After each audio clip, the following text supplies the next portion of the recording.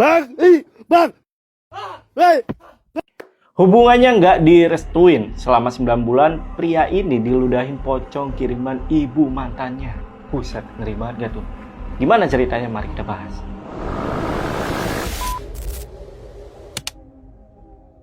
Oke, cerita ini gue dapet dari Mas Tio namanya, narasumber gue di podcast Saksi Misteri. Jadi guys, sekitar di bulan Februari tahun lalu, Mas Tio sempat menjalin hubungan dengan seorang perempuan. Namun sayangnya hubungan mereka ini harus kandas karena orang tua dari pacarnya Mas Tio ini nggak ngerestuin. Dan dengan berat hati, mereka memutuskan untuk jalan masing-masing alias putus.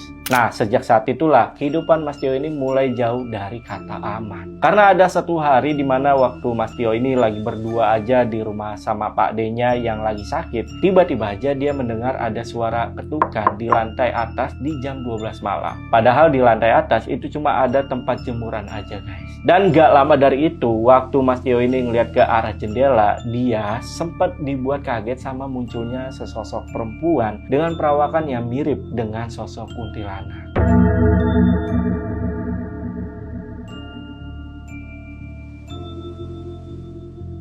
Nah, Mas Tio yang pada saat itu lagi sendirian di ruang TV, tubuhnya ini mendadak kaku dan sama sekali nggak bisa digerakin. Lalu di keesokan harinya, Mas Tio ini dibuat bingung sama bercak darah yang berserakan di lantai. Awalnya ya, Mas Tio pikir itu cuma kakaknya lagi luka atau berdarah aja. Karena bercak darahnya ini itu mengarah ke kamar kakaknya Mas Tio. Cuman anehnya, begitu Mas Tio ini nanya, kakaknya Mas Tio ini nggak kenapa-napa alias nggak ada luka sama sekali. Dan lantaran penasaran gitu ya, Mas Tio ini coba tanyalah ke teman-teman tongkrongannya. Dan kalau dari sudut pandang teman-temannya ini, Mas Tio itu lagi dalam ancaman seseorang. Dan mendengar ucapan temannya ini, Mas Tio pun langsung kepikiran, maksudnya apa nih? Nah, karena Mas Tio ini udah mulai ngerasa resah sama semua teror yang dia dapetin akhir-akhir ini, akhirnya Mas Tio minta tolonglah ke teman kakaknya. Dan singkat cerita, tibalah di bulan Juni. Mas Tio ini ketemu nih sama salah satu teman kakaknya.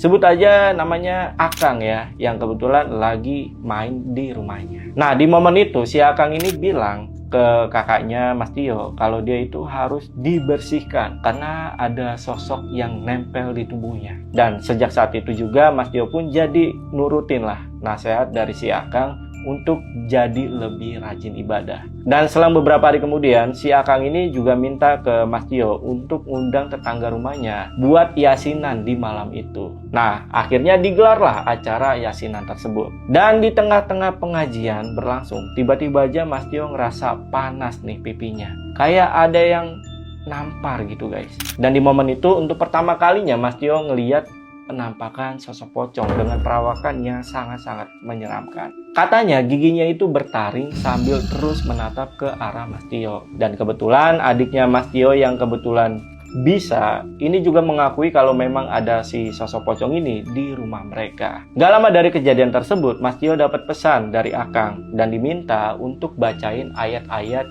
yang dia kirim. Anehnya gak lama dari itu, tiba-tiba aja adiknya Mas Tio ini kesurupan sosok pocong yang tadi dia lihat guys. Dan selama kesurupan, sosok pocong ini bilang kalau kehadiran dia adalah atas perintah dari seseorang yang memang sengaja mau menghancurkan hidupnya Mas Tio. Dan yang bikin merindingnya lagi nih, tiap kali Mas Tio ini tidur, sosok pocong ini selalu mengeluarkan cairan dari mulutnya. Atau bisa dibilang diilerin, supaya nggak ada satupun cewek yang betah sama Mas Tio.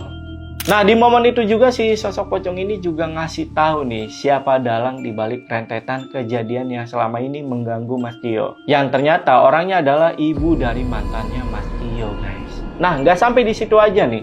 Masih banyak kejadian aneh yang terjadi. Bahkan plot twistnya, sosok pocong ini ada kaitannya dengan sosok kuntilanak yang Mas Tio lihat di rumahnya malam itu.